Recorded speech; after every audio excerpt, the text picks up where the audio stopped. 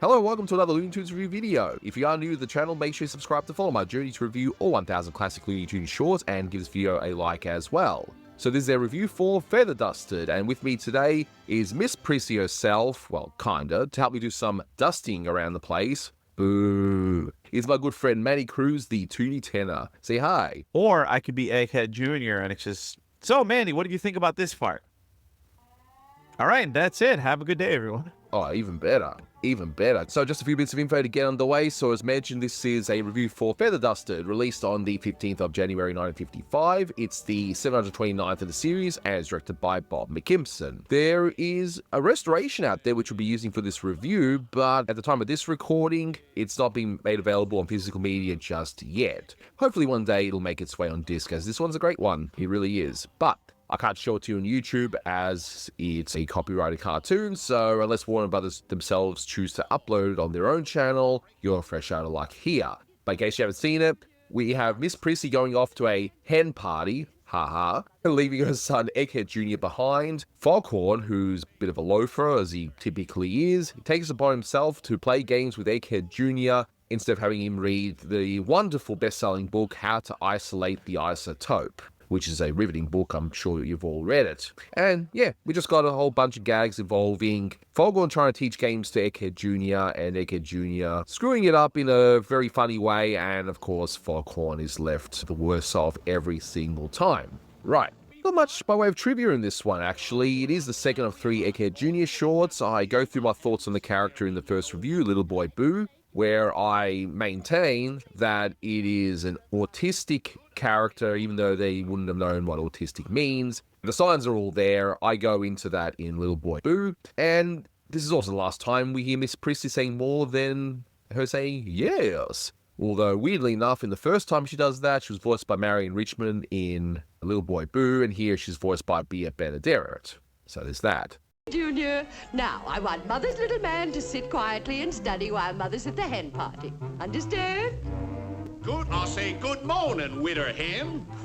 So Manny, first of all, do you agree with Egghead Jr.? It seems to be like a autistically coded character, even if they perhaps wouldn't have intended it to be? It's interesting that you say that because I didn't necessarily look at it from that perspective. Some of the things that Foghorn's saying, I'm going to make this bookworm turn, and, like telling him, come on, son, you got to play a sport instead of reading a book. And I was looking at it more from the perspective of just as being someone who grew up being more inclined to reading books and drawn to the arts, as opposed to having athletic ability. I like sports. I like baseball. I like football. I like professional wrestling, but I don't obsess over it like other people do, especially in American culture, but also in Latino culture, that those things are more macho, more masculine. I wanted to watch cartoons. I wanted to listen to music and sing and do all that stuff. And you're seeing bits of that teasing, that negative connotation of being bookish from that time period, because, remember, this cartoon was produced in the 50s. And it's interesting that you bring up that, because I actually didn't listen to your commentary for Little Boy Boo. I'm sorry. I will eventually. Gasp. Just a lot of things that we know about in terms of mental health and the way the brain works, that knowledge didn't exist in the 50s. Bob McKimson and the writing team were, trying to make fun of the situation and have a little light about it. But at the same time, if we were to redo this cartoon in 2025, it would come from a much more different perspective. And I did mention this in Little Boy Boo, that Foghorn is not being malicious here in any way. From his point of view, he's like, hey, boys need to play sports and all that stuff, and he's just trying to do right by the boy. He doesn't hate what he's doing per se. It's just like, hey, I'm going to try and make it better. I'm going to try and make him quote-unquote normal, and with hilarious consequences, of course. But no, he's got a good heart, despite being a loafer, as what he's called in this short, and rightfully so. But have you seen this short before? Because when I was watching it now for this review, this is actually the first time I've seen it, if I'm being honest. I don't know why I've never encountered this one before, but I quite enjoy this one. It's quite fun. Yeah, same. It's not one that I've ever seen before. And I don't know, I had the feeling that Egghead Jr. was in more shorts, only 3. So I was genuinely surprised when you said that. Yeah, just 3. Just 3. And I think part of the problem, and we'll get to it later on, is that there are a couple of dated aspects of this short which might have prevented it from being shown, or maybe shown in a heavily edited form. So that might be part of it too. So we'll definitely get through as we go through the short as well. Now, I don't think there's many cues, is there, in this one? It's time for Manny's Music Time with music trivia for you today. Bum. For the 1955 Merrie Melody cartoon, Feather Dusted, directed by Robert McKimson and musical direction by Milt Franklin. So, jumping ahead several decades in the Manny's Music Time segment, going to keep this pretty brief. Of course, we start the cartoon with Merrily We Roll Along, the Merrie Melodies theme song. Then, of course, we can't have a Foghorn Leghorn cartoon without hearing Camptown Races, written by Stephen Foster, his theme song. Mother's little man to sit quietly and study while mother's at the hen party. Understand? Good, I'll say good morning, witter hen. Loafer. When I was watching this cartoon, I initially thought that the opening titles was a published cue or, like a song that already existed. But it is a Milt Franklin original. Sadly, I do not know the name of it, because the cue sheets that I have only list songs that already existed. So not anything that was originally written by Stalling or Franklin or, Norman Spencer, the other musical directors.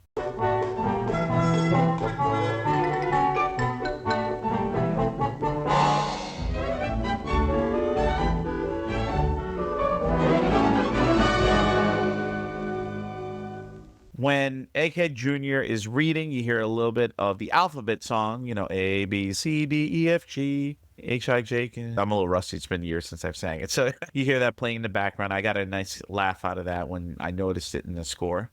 I say howdy, son. I came over to play games with you, boy. Yeah, won't that be fun? Later on in the cartoon, in the scene where Egghead Jr. and Foghorn are playing pirates, you hear 15 men on a dead man's chest. Yo ho ho and a bottle of rum, says the guy who doesn't drink. 15 men on a dead man's chest. Yo ho ho and a bottle of rum. Lump dump dump da da dee bum bum. Rump bum bum bottle da bum. And in the same scene, I was watching the cartoon, I was like, that's Wagner. So you hear a little bit of Die Walküre, or the Valkyrie, and that's when Egghead and Foghorn are going back and forth with the cannon, trying to launch it. And yeah, you hear little snippets of Die Walküre, which is one of the operas that makes up the Ring Cycle, which I will go more into detail once I get into what's opera doc in the future. Man the cannons! Get ready! Aim! And then the last one you hear, it's very brief. It says, rocked in the cradle of the deep, which you hear near the very end.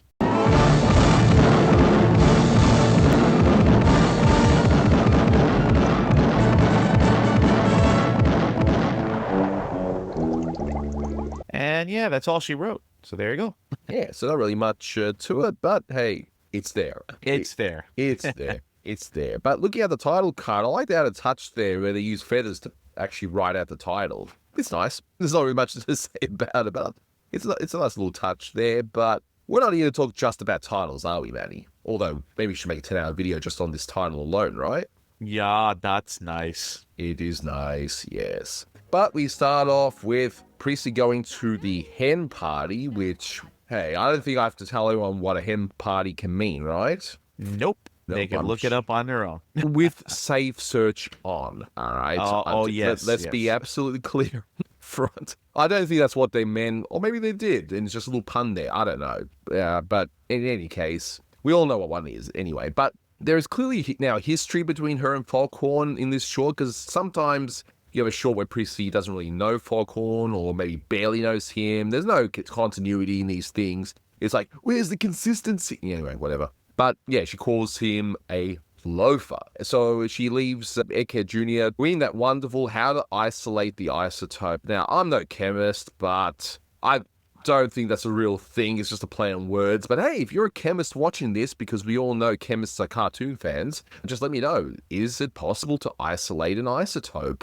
You and I are fans of the isotopes, aren't we? Well, I actually have two different ways of thinking about it. Of course, our fandom of The Simpsons, the Springfield Isotopes. But there is an actual team, which I didn't know, the Albuquerque Isotopes, the local minor league baseball team that does exist in Albuquerque, New Mexico, are the Isotopes. So I don't know, maybe Egghead Jr. was reading on how to cause dissension in the team, so that they don't win the championship. How to isolate? That's what it is. He's isolating the isotopes. So he wants, like, I don't know, the star player to not hang out with the rest of the team. I'm going nowhere with this. Never mind.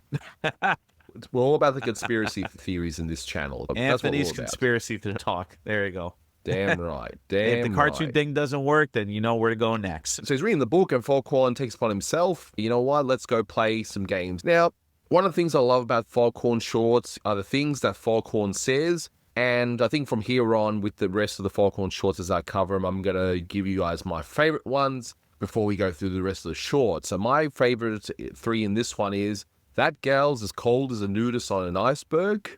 That woman's as cold as a nudist on an iceberg. This would be more fun than a barrel full of half-witted monkeys.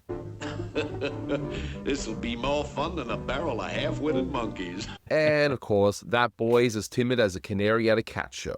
That boy's as timid as a canary at a cat show. So Yeah. I'm going to start using those in real life, I think. You know, the Foghornisms, as we call them. But anyway, those are my favorites in there. So basically, he's going to help this bookworm turn. I think I'll just mosey over there and help that little bookworm turn. Worm turn.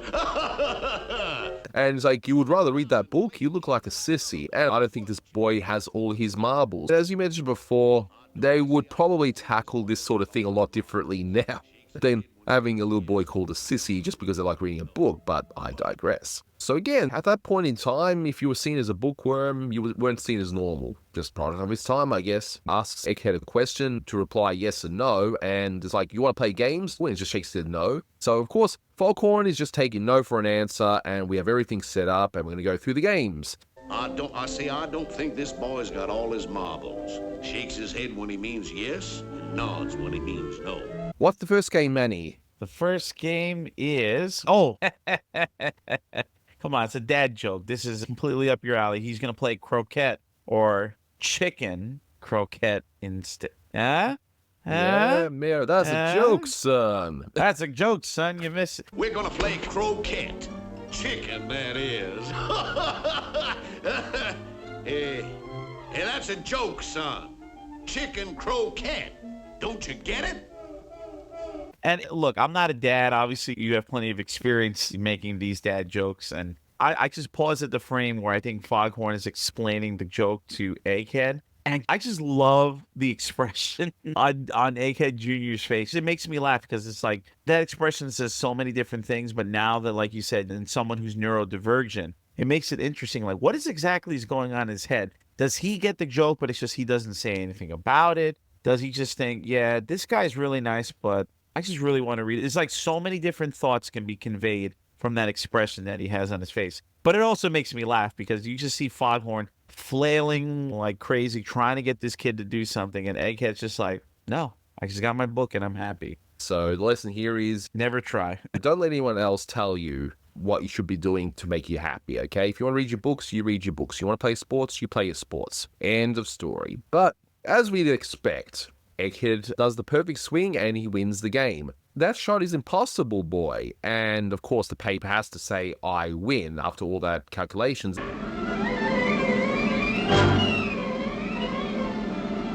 Oh, no. I don't believe it. I gotta get a worm's eye view of this. That shot was impossible, boy. It can't be done.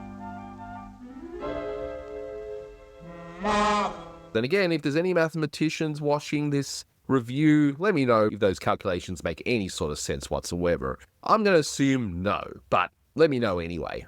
But we now play the next game, Cops and Robbers. And I love how Foghorn just happens to have a robber costume handy. You know, in a lot of the older Foghorn shorts, the earlier entries, you find a lot of the time he's playing all these childhood games, like he'll play Cat's Cradle and Jacks and all this other stuff. So, yeah, he's got a robber costume, I suppose. I like the hat. I want to get that hat, that robber hat. And I noticed that, you know, of course, it's a tool shed, and he crosses out the word tools, and bank with the N written backwards. Yeah, he's more of a child than Egghead's supposed to be a child, and that's what makes this even funnier. It's just got this child like, hey, it's all about fun and games, boy. That kind of thing. Never Man. grow up. But I like the fact that Egghead blows a whistle, And we hear all sorts of cop commotion. And that's a great way to save on cost, by the way, because at this point in time, the budgets were getting cut and all that, right? And we just hear the noise, the commotion. He gets arrested. All right, boy, come and get me. Bang, bang, bang, bang. Come and get me.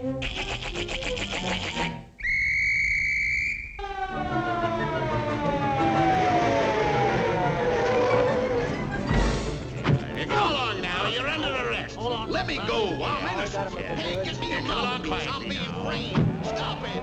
And we get a nice cherry on top with this one. It's similar to the sort of stuff that was happening in Little Boy Boo, where the fantastical would happen based on calculations alone. So according to Egghead's calculations, he digs in a certain spot where jailbird Foghorn escapes from.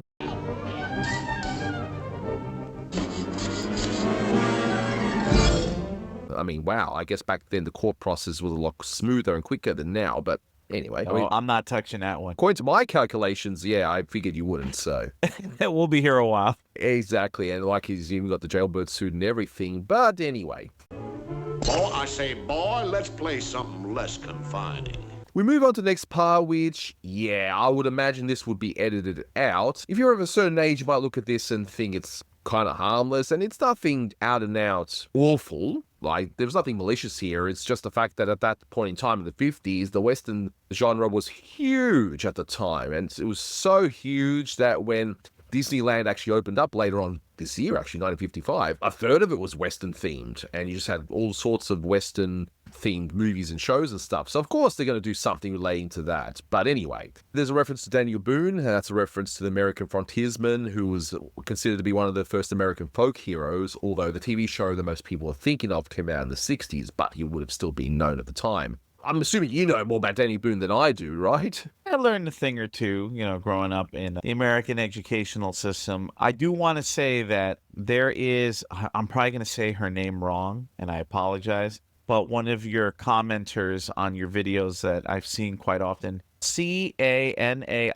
Young, Miss Young, yeah, okay? She frequently comments on the videos. Thanks for the support. But I noticed often she does the censorship report, so I'm going to steal her gimmick for a second. And now that you're bringing up this scene. Oh, but hey, great artists steal. We don't borrow. But it's interesting that, you did bring this up because in the old censored Looney Tunes and Merrie Melodies page that used to exist, that entire scene was cut out from the broadcasts that was on the Bugs Bunny and Tweety show on ABC, which I would watch occasionally. I did not see this cartoon.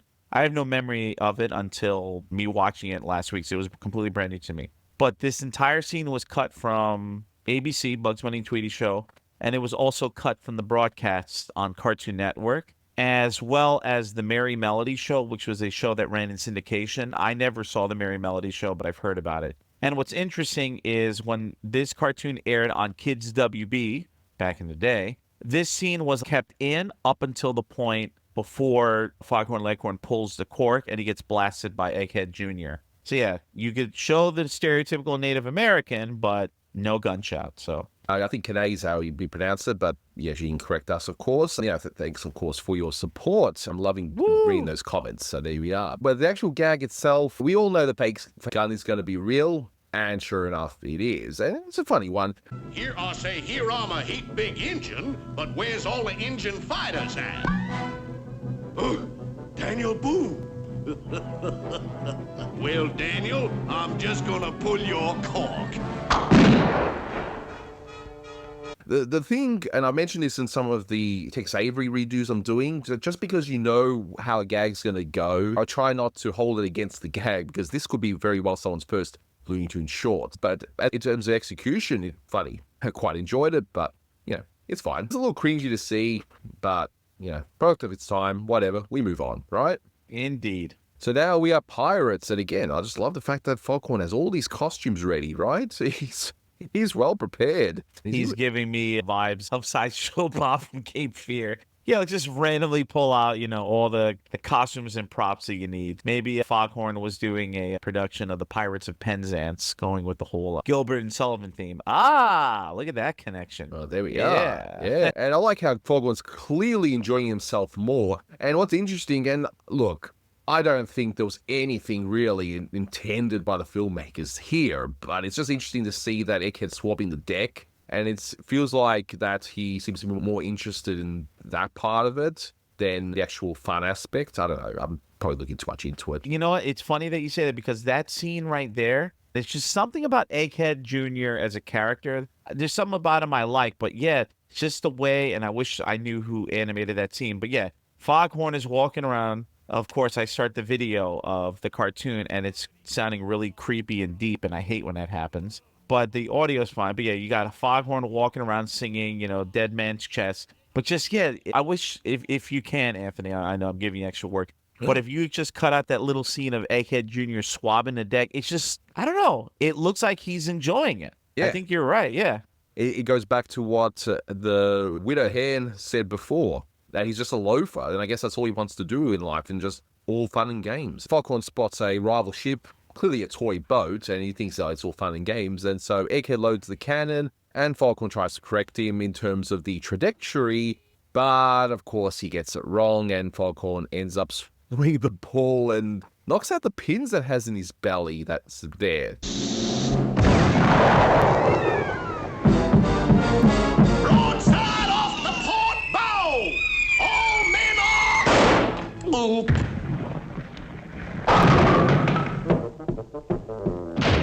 That one made me chuckle a bit, the whole bowling ball, payoff to that gag. All that's funny setup with the pirate ship and everything, and it's just that. That's what I thought was amusing. It's just something so simple, and then they end up, of course, stop playing. It seems like as soon as something a little bit goes wrong, Foghorn's like, nope, onto another thing. And sure enough, it's swimming time, and I love the animation of Foghorn going for a swim and does that funny grin at the end, and Egghead refuses to go in, and some neurodivergent children, they scared of swimming or whatever, they just don't want to do it. And that's what that reminded me of in any case. Come in, boy, the water's fine and all that, right? The weirdest gag, though, has to be here, though. I'm a battleship. Let's see you sink me. And the toy battleships do. Like, apparently they do, yes. Look, I say, look, boy, I'm a battleship. Let's see you sink me.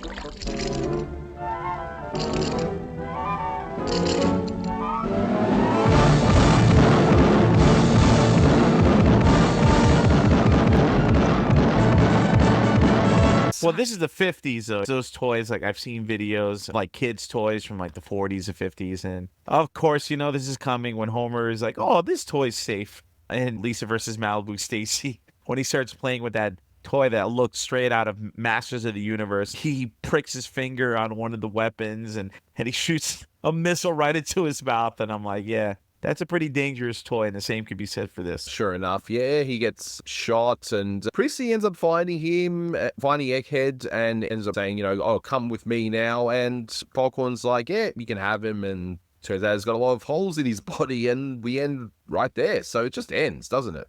Yeah, that's it. It's like blah, there's, I don't know, it's missing something. I think that's probably my only really issue here, and that, you don't need to go on too long with certain things, but it just sort of ends, and that's it. Does it make this bad short? No. But yeah, it just feels like it needed something more. Maybe the final gag just needed to be a little bit more, maybe elaborate or something. Like, I don't know, Egghead doing some sort of a really strange calculation and something truly bizarre happens, and then Foghorn's like, that's it, I'm out of here, or whatever. But anyway, like, that's why I prefer Little Boy Boo in that respect. The ending there is a lot more funnier, I think. There's one thing I want to mention, and man, does Rob Scribner's animation really stand out in this one to a distracting level, in my opinion. Am I saying it right? Croquet, yeah, chicken. No, yeah, exactly. Well, I already had dinner, so I'll pass on the chicken. But on the whole croquet scene, it's like, it's so wild and so different, from everything else. And because the studio already had the shutdown, because this cartoon, I don't know if it was started or if it was completed before the shutdown. And, McKimson's style was already becoming more and more, what's the word I'm looking for? Not rigid, but just more and more plain. Yeah, because McKimson still had his moments during this time period, but obviously compared to the work that Jones and to an extent Freeling were still doing, it wasn't always at the level that they were. There's things here that I do enjoy in this cartoon, especially like after Egghead Jr. knocks the croquet balls inside Foghorn and he gets stuck inside the little, I don't know what you call like the things that you hit, like the little hoops that you hit it underneath. And when he's talking to Egghead Jr., it's like, wow, the animation is so erratic. that it looks nothing like what he's saying, and it's starting to stand out. And I don't remember exactly, when Scribner left around this time period, but yeah, it looks so strange compared to everything else. Yeah, we're going to get to the point where McKimson's shorts are going to look more plainer, I guess, is for like a better word. Does it make it necessarily bad? No. And he still has his bright moments. But yeah, the Foghorns in particular are going to start to look very just straightforward. And that's that. So I just checked, and he was laid off in 53. So this cartoon, he probably completed that work in 53, and then he got laid off. And, the production timetable took a while. Maybe this one was sitting on the shelf and this and that. So yeah, he finished it, and then he went on to do other things. And I'm not saying like Scribner is one of the best animators ever worked for the studio, especially, the work that he did in Bob Clampett's unit. But I would say it's to a point that somebody who doesn't even know about animation history would watch and says, why does this look so different than everything else? So, look, I need to be fair to this short. I actually enjoy this, okay? It's funny, okay? It's not a standout at all. I actually do prefer Little Boy Boo. I think that one's executed that little bit better, but that doesn't make this short bad or anything. I like the gags here, even if some of the execution may not be as, I suppose, top-notch like Little Boy Boo.